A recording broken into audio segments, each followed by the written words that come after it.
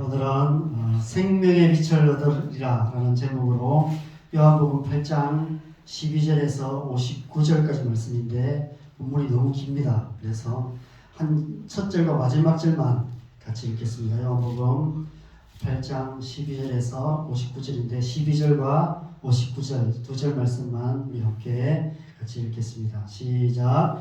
예수께서 또 말씀하여 이르시되 나는 세상의 빛이니 나를 따르는 자는 어둠에 다니지 아니하고 생명의 빛을 얻으리라. 그들이 돌을 들어 치려 하거늘 예수께서 숨어 성전에서 나가시니라. 네. 제가 올해 이제 요한복음을 쭉 이렇게 나누고 있는데 이렇게 오래 걸릴지 몰랐어요. 올 한해 요한복음을 해야 되겠다 생각하고 아마 올해 다 할 거라고 생각을 했던 것 같습니다. 그런데 목사님께 말씀을 묵상하고 나눠보니까 8절도 다 못했는데 아직 한 해가 다가 버려서 이게 몇 년이 걸릴까 이런 생각이 갑자기 듭니다. 그래서 오늘 그냥 확 이렇게 건너뛰어 가려고 합니다. 그래서 오늘 12절에서 19절 말씀을 통해서 생명의 빛을 얻으리라 이런 제목으로 말씀을 함께 나누고 싶습니다. 우리 지지난주에 이 대관로로 쳐져 있는 요한복음 7장 53절에서 8장 11절까지 말씀 속에서 가늠하다 현장에서 잡힌 여인의 이야기를 통해 예수님께서 하나님 나라의 새 계명을 주시는 말씀을 우리가 함께 생각해 보았습니다. 초막절이 끝나고 사람들이 다 각기 집으로 돌아가는데 예수님께서는 감람산으로 올라가셨습니다. 아마 감람산에서 밤새워 기도하셨던 것 같습니다. 다음날 아침에 예수님께서 성전으로 들어오세요. 아마 감람산에서 밤새 기도하시고 이제 산에서 내려오셔서 아침 일찍 성전에 들어오셔서 백성들을 가르치셨다고 말합니다. 그런데 거기에 가늠하다 현장에서 잡힌 여인을 데리고 와서 예수님을 시험하는 이야기가 기록되어 있습니다. 그 여인을 정죄하는 무리들 앞에서 예수님께서 몸을 굽히셔서 두 번에 걸쳐서 손가락으로 땅에 글을 새기셨습니다. 모세의 율법이 새겨진 옛 계명의 두 돌판이 아닌 하나님 나라의 새 계명이 새겨진 두 돌판을 그 땅에 새기시는 그런 사건입니다. 모세의 율법을 하나님 나라의 새 계명으로 바꾸어 주시는 사건이라고 지난주에 말씀을 드렸던 것 같습니다. 사도 바울이 로마서 8장 1절 2절 말씀에서 선포하신 말씀이 바로 이 사건에 대한 해석이 아닐까 이런 생각이 듭니다. 로마서 8장 1절 2절 말씀 같이 읽겠습니다. 시작. 그러므로 이제 그리스도 예수 안에 있는 자에게는 결코 정죄함이 없나니 이는 그리스도 예수 안에 있는 생명의 성령의 법이 죄와 사망의 법에서 너를 해방하였습니다. 여러분 모세의 율법에 의하면 이 가늠하다가 현장에 잡힌 여인은 돌에 맞아 죽어야 마땅했습니다. 그런데 예수님께서 나도 너를 정죄하지 아니하노니 가서 다시는 죄를 범하지 말라 말씀하시며 그 여인을 돌려보내셨습니다. 용서하시며 회개하라고 말씀하신 것입니다. 죄로부터 구원받고 자유롭게 되라라고 말씀하신 거예요. 용서와 회개의 새 계명을 말씀하고 계시는 것입니다. 예수님께서 주신 이 새 계명의 두 돌판은 모세의 계명과 다른 계명이었어요. 정죄와 심판의 돌판이 아니라 용서와 회개의 돌판이었습니다. 용서와 회개를 통해서 우리는 죄에서 자유를 얻게 되고 하나님 나라의 백성이 되는 것입니다. 그래서 오늘 보면 32절에는 진리를 알지니 진리가 너희를 자유롭게 하리라라고 선포하십니다. 예수님께서 지금 하나님 나라의 법을 바꾸고 계신 거예요. 헌법을 바꾸시는 하나님 나라의 헌법을 개정하시는 놀라운 사건입니다. 정죄와 심판의 모세의 율법을 폐하시고 용서와 회개의 새로운 법을 선포하신 것입니다. 그리스도 예수 안에 있는 성령의 법이 다스리는 하나님 나라가 시작될 것을 말씀하고 계시는 것입니다. 그래서 이 대괄호로 쳐져 있는 이 사건은 하나님 나라에서 굉장히 중요한 사건입니다. 역사적인 사건이었어요. 그런데 예수님께서 이 중요한 일을, 이 중요한 말씀을 수많은 무리들이 아닌 한 여인, 그것도 가늠하다가 현장에서 잡힌 돌에 맞아 죽어 마땅한 그 한 여인 앞에서 이 세 계명을 기록하셨어요. 무슨 의미일까요? 누구든지라는 의미가 있습니다. 누구든지 예수 그리스도 안에서 용서와 회개를 통해서 죄에서 자유를 얻게 된다는 사실을 보여주기 위해서 가늠하다가 현장에서 잡힌 이 여인 앞에서 땅바닥에 용서와 회개의 세 계명을 새기신 것입니다. 용서와 회개는 솔로몬의 성전 입구의 두 기둥 같고 성전의 두 문짝과도 같습니다. 예수님께서 지금 용서와 회개의 문을 활짝 열고 성전 안으로 들어오신 것입니다. 그리고 오늘 성전 안에 들어오셔서 12절 말씀에 이렇게 선포하십니다. 나는 세상의 빛이 나를 따르는 자는 어둠에 다니지 아니하고 생명의 빛을 얻으리라. 성전에서 선포하신 거예요. 나는 세상의 빛이다. 여기서 성전은 단지 예루살렘 성전만을 말하는 것이 아닙니다. 우리 저와 여러분의 마음의 중심을 의미하죠. 용서와 회개의 새로운 법으로 말미암아 예수님께서 저와 여러분 안에 오셔서 생명의 빛이 되실 것을 말씀하고 계시는 것입니다. 태초에 혼돈과 공허와 흑암과 깊음 가운데 있던 이 땅에 빛이 있으라 말씀하심으로 만물의 첫 창조가 시작되었듯이 예수님께서 우리 안에 나는 세상의 빛이다 라고 말씀하시고 우리 안에 생명의 빛이 되심으로 우리의 심령에 하나님 나라의 재창조가 시작되는 것입니다. 하나님 나라가 우리 안에서부터 시작되는 거예요. 그 일을 오늘 이 말씀을 통해서, 이 8장을 통해서 우리에게 말씀하고 계시는 것입니다. 그런데 오늘 본문 마지막 말씀을 보면 예수님께서 숨어서 성전에서 나가시니라 하는 말씀으로 끝나고 있습니다. 아침에 감람산에서 내려오셔서 아침에 성전에 들어오셨던 예수님께서 성전에서 쫓겨나시는 이야기로 오늘 8장의 이야기가 끝나고 있습니다. 앞서 요한복음 2장에서 예수님께서 성전 정화 사건에서 하나님의 성전을 내 아버지의 집이라고 말씀하셨어요. 예수님께서 아버지의 집에 들어오셨는데 아들이 아버지의 집에 들어오셨는데 거기서 쫓겨나고 계시는 것입니다. 그 안에서 어떤 일이 있었길래 예수님께서 아버지의 집에서 이처럼 무기력하게 쫓겨나실 수밖에 없으셨을까요? 여러분, 영적 전쟁이 무엇입니까? 여러분, 영적 전쟁은 빛과 어둠의 싸움입니다. 진리와 거짓의 싸움입니다. 진리이신 예수 그리스도의 말씀과 거짓의 아비인 마귀의 거짓말이 치열하게 싸우는 것이 영적인 전쟁이에요. 전쟁이란 말은 우리가 주로 나라와 나라의 싸움에 쓰는 말입니다. 그래서 영적 전쟁이란 빛의 나라와 어둠의 나라가 싸우고 있는 것을 말합니다.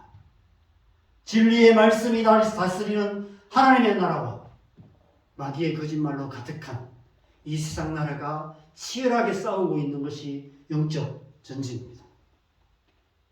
그런데 많은 사람들이 영적 전쟁을 이런 그림처럼 오해합니다. 영적 전쟁이라는 제목으로 그림을 검색했더니 이 그림이 나왔습니다. 예수님께서 이처럼 마귀와 발씨름하는 것처럼 힘겨루기 하는 것처럼 그렇게 오해하는 사람들이 많이 있습니다. 마치 보이지 않는 영적인 세계 속에서 아니면 머나먼 우주 어딘가에서 하나님의 군대와 사단의 군대가 치열하게 맞붙어 전쟁을 벌이고 있는 것으로 생각합니다. 그런데 여러분, 이 그림은 영적 전쟁을 아주 상징적으로 표현한 것이지만 잘못 이해하기 쉬운 그림인 것 같습니다. 여러분, 예수님께서 마귀와 싸우실까요? 예수님께서 마귀와 싸우지 않으십니다. 싸움도 상대가 되어야 싸우지. 그죠? 마귀는 예수님의 상대가 되지 않습니다. 그래서 예수님께서 마귀와 맞붙어 싸우실 필요도 없고 싸우실 이유도 없습니다. 그럼에도 불구하고 영적 전쟁은 분명히 일어나고 있습니다. 어디에서 어떻게 일어나고 있을까요? 영적 전쟁은 보이지 않는 영적인 세계 속에서나 저 먼 우주 어딘가에서 일어나는 전쟁이 아닙니다. 영적 전쟁의 전쟁터는 우리의 마음과 생각입니다. 우리의 마음 안에서, 우리의 생각 속에서 빛과 어둠이, 진리와 거짓이 치열하게 싸우고 있는 것입니다. 우리의 마음과 생각 속에서 일어나는 이 치열한 싸움의 본질은 뭐냐 하면 그 싸움을 통해서 우리의 중심을 차지하기 위한 자리 싸움, 자리 다툼입니다. 우리 마음 중심에 있는 이 보좌, 이 자리를 차지하기 위해서 싸우는 거예요. 우리의 중심에 그 옛날 하나님께서 자정하고 계셨던 영혼의 보좌가 있습니다. 이 보좌를 빼앗기 위해서 마귀가 끊임없이 거짓으로 우리를 미혹하고 있는 것입니다. 그래서 여러분, 우리의 마음은 이 영혼의 보좌를 둘러싼 성벽과 같습니다. 그래서 우리의 마음이 건강하고 우리의 마음이 견고하고 우리의 마음의 성벽이 단단해야만 합니다. 굳건해야 하죠. 그래야 이 마음의 보좌를 지킬 수 있습니다. 생각은 뭘까요? 성문과도 같습니다. 그래서 우리의 생각의 성문을 잘 지켜야 하는 것입니다. 우리의 생각의 성문과 마음의 성벽을 굳건하게 잘 지켜야 하는 것입니다. 그런데 마귀는 온갖 거짓말로 끊임없이 우리의 생각의 성문을 공격합니다. 거짓된 생각들을 줘요. 세상의 유혹들로 계속해서 우리의 생각을 문을 두드리고 문을 부시려고 하는 것입니다. 그리고 계속해서 여러 가지 방법으로 사람들을 통해서 또 우리의 마음에 지나온 삶의 수많은 상처들과 아픔들을 통해서 우리의 마음을 약하게 만들고 우리의 마음의 성벽을 무너뜨려서 그 성벽을 통해서 그 성을 넘어서서 우리의 마음 중심의 한 자리를 차지하려고 하는 것입니다. 영적 전쟁이란 이 모든 마귀의 계계로부터 우리의 생각의 성문을 잘 지키며 우리의 마음의 성벽을 굳건하게 지키는 싸움인 것입니다. 예수님께서 광야에서 마귀에게 세 가지 시험을 당하심으로 영적 전쟁이 무엇인지를 몸소 보여주셨습니다. 예수님께서 광야에서 이 세 가지 시험을 통해서 영적 전쟁에서 이기신 것이죠. 맞붙어 싸우지 않으셨습니다. 하나님의 말씀으로 마귀의 모든 유혹을 이기신 것입니다. 생각을 지키시고 마음을 굳건하게 지키심으로 말미암아 그 마귀가 결국은 떠날 수밖에 없는 그러한 모습들을 우리는 보게 됩니다. 우리 또한 그렇게 마귀의 시험을 당하는 영적 전쟁의 현실을 살아가고 있는 것입니다. 그런데 심각한 문제가 하나 있습니다. 그것은 뭐냐면 우리 모두가 이미 태초에 이 싸움에서 패배한 자들이었다는 것입니다. 로마서 3장 23절에 모든 사람이 죄를 범하였음에 하나님의 영광에 이르지 못하더니라는 말씀이 바로 그런 의미입니다. 최초의 선악과의 유혹에 굴복함으로 이미 우리의 생각의 성문은 부서지고 말았습니다. 마귀의 계기로 인해 우리의 마음의 성벽은 돌 하나도 돌 위에 남지 않고 다 무너져 버렸습니다. 그래서 이 세상 모든 사람들의 중심에는 이미 어둠의 권세가 왕노릇하고 있는 것입니다. 사도 바울이 에베소서 2장 2절에서 그렇게 말씀하고 있습니다. 같이 읽겠습니다. 시작. 그때 너희는 그 가운데서 행하며 이 세상 풍조를 따르고 공중의 권세 잡은 자를 따랐으니 곧 지금 불순종의 아들들 가운데서 역사하는 영이라. 이 세상 가운데 불순종의 아들들, 믿지 않는 자들 가운데 역사하고 있는 영이 있다라고 얘기합니다. 공중의 권세 잡은 자가 있다라고 얘기합니다. 우리 안에 가득한 죄와 상처로 인해서 우리는 거짓의 아비인 마귀의 종노릇을 할 수밖에 없는 그런 존재가 되었다는 것입니다. 영적 전쟁에서 패배자로 살아갈 수밖에 없다는 것입니다. 가난한 자, 마음이 상한 자, 포로된 자, 갇힌 자가 될 수밖에 없는 것이죠. 그래서 먼저 우리의 이 내면의 문제가 해결되지 않는 한 우리는 결코 영적 전쟁에서 승리할 수 없는 것입니다. 그래서 예수님께서 성령의 기름 부으심을 받은 그리스도로 이 땅에 오신 것입니다.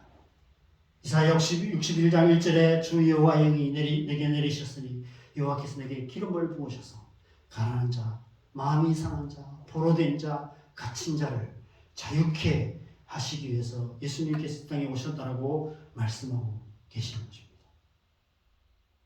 그래서 감람산으로 올라가신 거예요.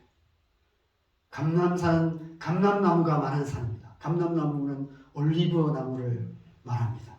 아마 당시에 가장 많이 사용했던 기름이 올리브 기름이었던 것 같습니다.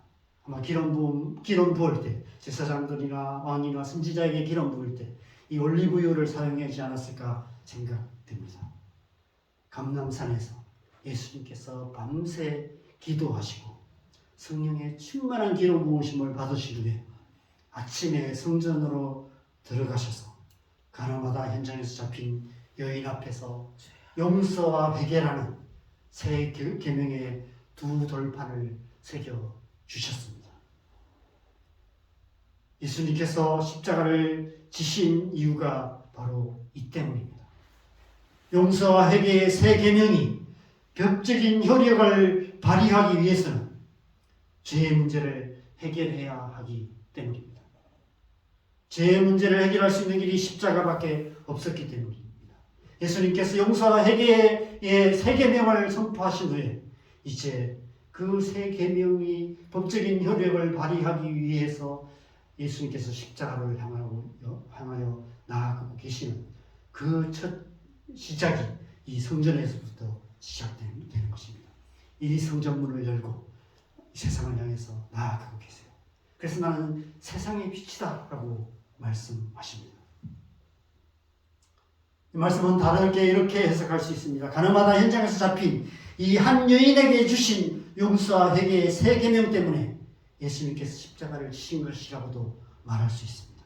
극단적으로 말하면 이 한 여인을 살리시기 위해서 예수님께서 십자가를 지셨다고 말할 수 있는 것입니다. 바로 이 한 여인이 곧 저와 여러분인 것이죠. 저와 여러분을 구원하시기 위해서 예수님께서 십자가를 향하여 가고 계시는 것입니다. 예수 그리스도의 십자가는 용서와 회개의 십자가입니다. 예수 그리스도의 복음은 용서와 회개의 복음입니다. 신앙생활은 십자가처럼 수직과 수평의 두 가지 방향으로의 움직임입니다. 용서와 회개를 통해서 우리는 두 가지 방향으로 움직이는데 하나님을 향해 그리고 서로를 향해서 용서와 회개로 나아가는 것, 그것이 신앙생활입니다. 그래서 먼저 우리는 우리의 모든 죄를 먼저 용서하신 하나님 앞에 회개로 나아가야 합니다. 그리고 서로 용서하고 회개함으로 서로에게 다가가야 하는 것입니다. 용서와 회개로 교회 공동체를 이루고 이 땅에 하나님 나라를 이루어가는 것, 그것이 신앙생활인 것입니다. 그런 신앙생활의 첫걸음을 내딛게 하기 위해서 예수님께서 이제 감람산에서 내려오셔서 성전에 들어오셔서 두세 계명을 주시고 그리고 이제 이 하나님 나라의 새 법을 선포하기 시작하십니다. 그런데 요한복음 8장 12절에 예수님께서 나는 세상의 빛이니 라고 말씀하시고 세상에 생명의 빛을 얻으리라고 말씀하시고 그 안에 성전에 들어오셔서 생명의 빛을 비추시자 그 속에 가득한 어둠이 드러나기 시작합니다. 오늘 본문 속에 이 기록된 유대인들의 반응들을 보면 이것이 우리의 내면의 모습인 것을 알 수 있습니다. 13절에 바리새인들이 내 정의는 참되지 아니하도다 라고 비난하고 있습니다. 거짓말하고 있다. 예수님의 정언을 예수님의 말씀을 거짓말이라고 비판하고 있습니다. 22절에서는 그가 자기를 하려는가 나 있는 곳에 너희 오지 못하리라 이 말씀에 대해서 오해하고 있는 것을 보게 됩니다. 무슨 말씀인지 이해하지 못해요. 예수님의 말씀이 무슨 말씀인지 이해하지 못합니다. 깨닫지 못하더라 27절에 말씀하고 있습니다. 심지어 나를 죽이려 하는도다 라고 말씀하고 있습니다. 예수님을 죽이려 하는 무리들이 있었습니다. 45절에는 너희가 나를 믿지 아니하는도다 라고 말씀하세요. 그리고 심지어는 예수님을 향해서 귀신이 들렸다고 모함하는 자들까지 있었던 것을 보게 됩니다. 여러분, 이 모습이 우리의 모습입니다. 우리 안에 이런 마음들이 있어요. 하나님의 말씀을 잘 믿어지지 않아요. 잘 이해되지 않고요. 의심되고요. 정말 그럴까? 이런 생각이 드는 때가 많이 있습니다. 수많은 질문들이 생겨요. 왜 그럴까? 왜 이렇게 하셨을까? 이런 질문들을 우리는 하게 됩니다. 그래서 결국은 우리가 하나님 앞에 더 깊이 나아가지 못하는, 그리고 결국은 영적 전쟁에서 늘 실패하는 삶을 살아갈 수밖에 없는 것이죠. 빛이 비치자 이미 오래전부터 완전히 무너져 있는 우리의 내면의 모습, 우리의 중심의 모습이 고스란히 드러나고 있는 것입니다. 이미 우리의 마음에서 중요한 한 자리를 차지하고 있는 마귀의 거짓들이 드러나고 있는 것을 보게 되는 것입니다. 단테의 신곡을 보면, 거기에 천국편에 보면 이런 말이 있습니다. 참 빛을 보는 사람은 다른 것에 눈을 돌리지 않는다. 모든 갈망의 대상인 선이 거기에 온전히 모여있기 때문이다. 빛이 비치면 그것을 주목하게 된다는 것입니다. 거기에서 다른 것에 눈을 돌릴 수가 없다는 거예요. 그런데 참 빛이신 예수님께서 성전에 들어오셔서 생명의 빛을 비추심에도 불구하고 거기 있는 모든 무리들이 그 빛을 보지 못하고 있어요. 빛이 어둠에 비치되 어둠이 깨닫지 못하고 있는 모습을 보게 됩니다. 이 모습이 우리의 모습인 것을 보게 돼요. 하나님의 말씀을 듣지만 말씀이 무엇인지 깨닫지 못하는 우리의 모습을 보게 됩니다. 하나님의 뜻이 무엇인지 알지 못하는 우리의 모습, 믿음 없는 우리의 모습들을 보게 됩니다. 3장 19절 20절에서 말씀하신 그대로요. 빛이 세상에 왔을 때 사람들이 자기의 행위가 감으로 빛보다 어둠을 더 사랑한다. 빛을 미워하여 빛으로 오지 아니한다라고 예수님께서 이미 말씀하셨습니다. 이 모습이 오늘 본문에 고스란히 드러나고 있는 것을 보게 됩니다. 하나님께서 거하시는 성전, 곧 아버지의 집이었던 우리의 중심이, 우리의 마음이, 우리의 생각들이 태초의 혼돈과 공허와 흑암과 기품의 상태로 되돌아가 버린 것입니다. 죄로 인해 더럽혀져 있는 우리 영혼에 예수님께서 거하실 자리를 찾지 못하시고 결국 이처럼 쫓겨나실 수밖에 없으셨던 것입니다. 우리의 중심이 진리가 무엇인지 알지 못하는 혼돈스러운 상태, 그래서 어둠의 권세에 종로로 타는 그런 상태가 되어 있는 것입니다. 과연 어떻게 우리가 이런 상태에서 벗어날 수 있을까요? 시간이 지나면 해결될까요? 수천 년, 수만 년이 지나도 나빠지면 나빠지지 더 좋아질 수는 없을 것입니다. 점점 더 율법적이고 종교적으로 굳어져서 결국 노아의 시대처럼, 노아의 홍수 때처럼 그대로 두면 스스로 멸망하고 말 것입니다. 왜냐하면 마귀가 계속해서 거짓으로 미혹하고 있기 때문입니다. 고린도후서 4장 4절 말씀 같이 읽겠습니다. 시작. 그 중에 이 세상의 신이 믿지 아니하는 자들의 마음을 혼미하게 하여 그리스도의 영광의 복음의 광채가 비치지 못하게 하느니 그리스도는 하나님의 형상이니라. 이것이 영적 전쟁입니다. 이 세상이 영적 전쟁 가운데 있어요. 마귀가 계속해서, 이 세상의 신이 계속해서 믿지 않은 자들의 마음을 혼미하게 만들고 있습니다. 그래서 예수님을 믿지 못하게 만들고 있습니다. 나아가 예수님께서 말씀하신 대로 미혹하는 영들이 할 수만 있으면 택하신 자들까지도, 그리스도인들 쫓아까지도 미혹하여서 이단에 빠지게 만들고 있다는 것입니다.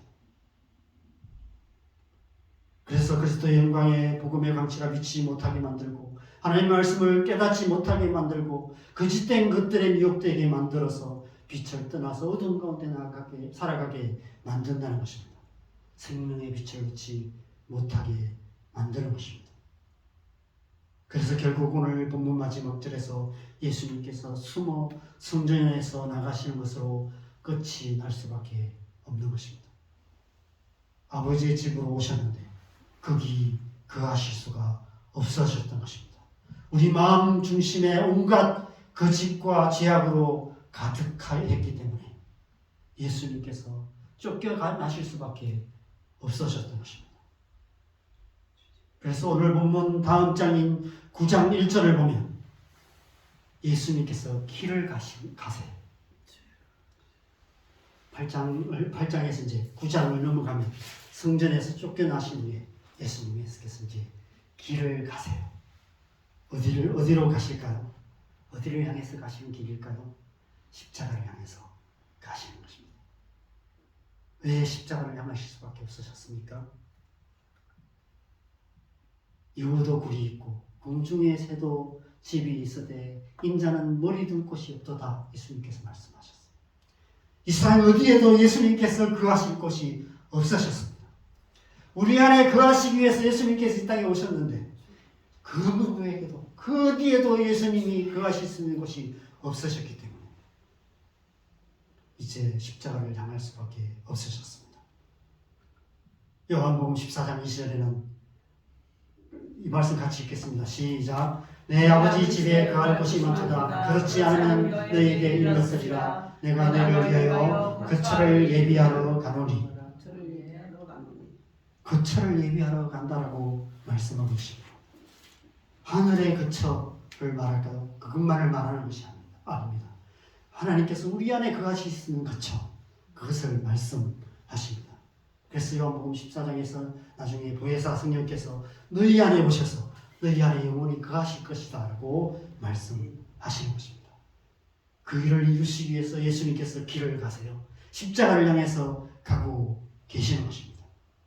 십자가의 피로 우리의 중심을 정결케 하시고, 그래서 우리가 다시 하나님이 거하시는 성전이 되게 하시는 것입니다.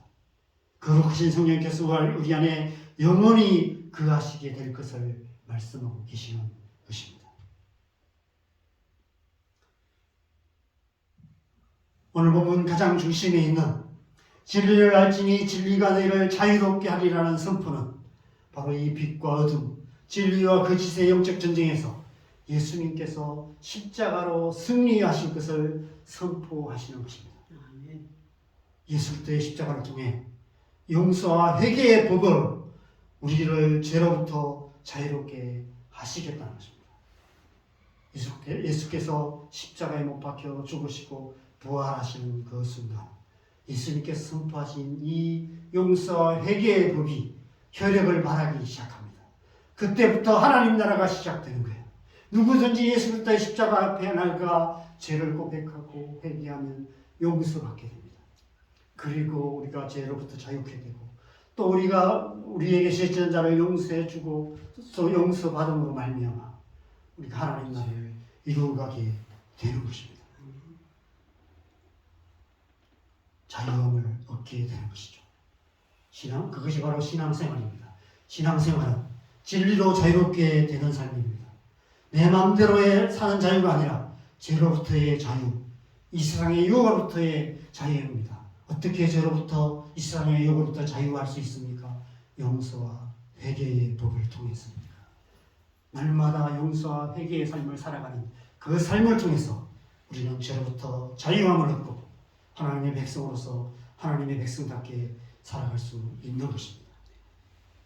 세상의 빛 되신 예수 그리스도께서 우리 안에 생명의 빛이 되심으로 우리는 모든 어둠을 이기고 참된 자유를 누리는 삶을 살아갈 수 있는 것입니다. 용서와 회개를 통해 우리는 더 깊고 온전한 자유 가운데 나아갈 수 있습니다. 날마다 그렇게 더 깊은 하나님의 은혜, 그 자유 가운데 나아가 하나님의 주시는 자유를 누리는 삶을 살아가는 것, 그것이 신앙생활인 줄 믿습니다. 이 시간 진리의 영신 성령께서 저와 여러분을 그리스도 예수 안에는 더 깊고 온전한 자유 가운데로 인도하시기를 간절히 소망합니다. 아멘. 그래서 우리의 신앙생활이 주님 주시는 이 자유와 기쁨을 마음껏 누리는 그런 신앙 되시기를 주님의 이름으로 간절히 축원합니다. 함께 찬양하겠습니다. 이 찬양 찬송가 284장 4장 함께 찬양하시고 함께 기도하는 시간 갖겠습니다.